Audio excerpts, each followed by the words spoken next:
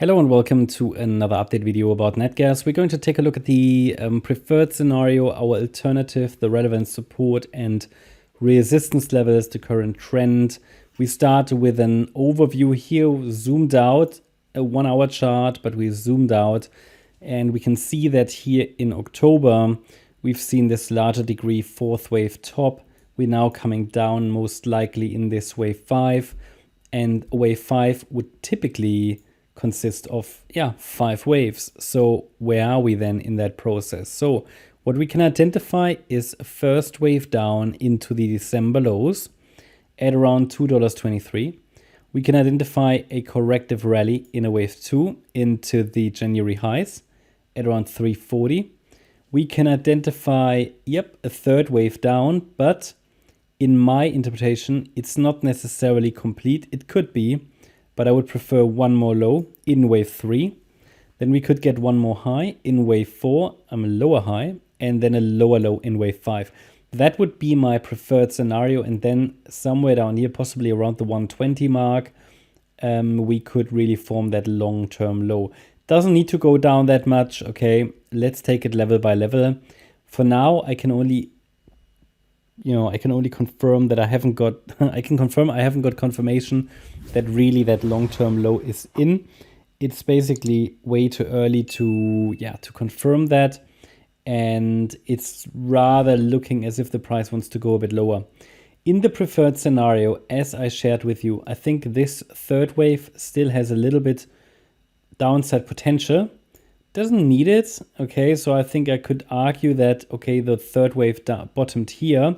It's certainly long enough, that third wave there, but from a wave count point of view, it would rather suggest one more low is very likely. However, this fourth wave is getting quite protracted, or is quite long, quite strong, quite extended compared to that small wave 2 that we had here. And that doesn't really look good in terms of proportions. So I would say fairly neutral. I slightly prefer one more low in wave 3 before the larger fourth wave starts, and then one more wave 5 down. I would prefer slightly that one more low, but it's possible that this third wave here already bottomed in February. Just not very clear. Okay, so we have to in our trading plan, or if you're trading this, I would find this extremely difficult to trade at the moment. There is not much clarity there. Okay, so it's not an uptrend, but also we are moving currently in corrective structures. Okay, so corrective bounce in an overall downtrend, just waiting for that downtrend to finish. That's why we're tracking it primarily, to get that first indication as soon as possible when the downtrend is finished, because that could then lead to a long-term uptrend on the Natgas chart. Especially long-term, we are this is a bargain in my opinion. Yeah, so long-term, I'm very bullish on Natgas. It just can drag out these corrections.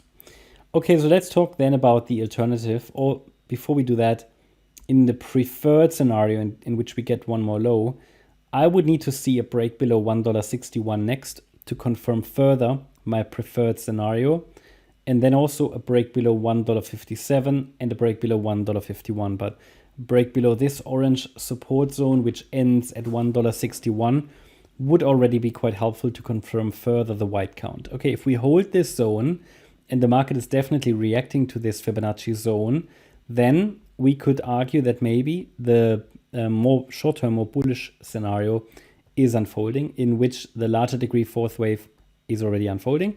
And this is just an A, B, C structure. And the B wave is bottoming here in this structure. And if we get a break above $1.82, that would be early confirmation that the C wave to the upside has started to unfold. And we might see that fourth wave extend a bit, reach the upper boundary line of the trend channel before we come down. So in both scenarios, I would prefer one more low. If anything else happens, like for example, a break above the upper boundary line of that trend channel, well, then we can always adjust. But for now, I see no evidence for something more bullish, especially as the last rally here was clearly corrective.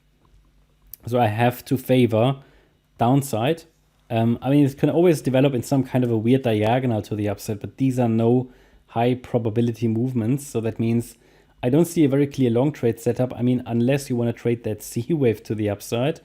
But that's just part of, you would basically just go long in a correction, which is basically against the larger trend, which is still down. So yeah, I mean, you can do, that's what the orange support zone is for. You can use these levels to manage and measure your risk, because what we know is a sustained break below the 78.6 Fib level would typically lead to an increase in downside momentum, and therefore would then rather confirm the white count. That's my update about Natgas. Hope you liked the update. If you did, please hit the like button, leave a comment and subscribe. And if you really like the content, then please check out the channel membership. Also, make sure that you follow us on Instagram and Twitter for additional content. And if you're interested in daily updates about the S&P 500 as well as regular updates about stocks, then check out our stocks and S&P 500 service. You'll find the link in the description. Thanks a lot. Bye-bye.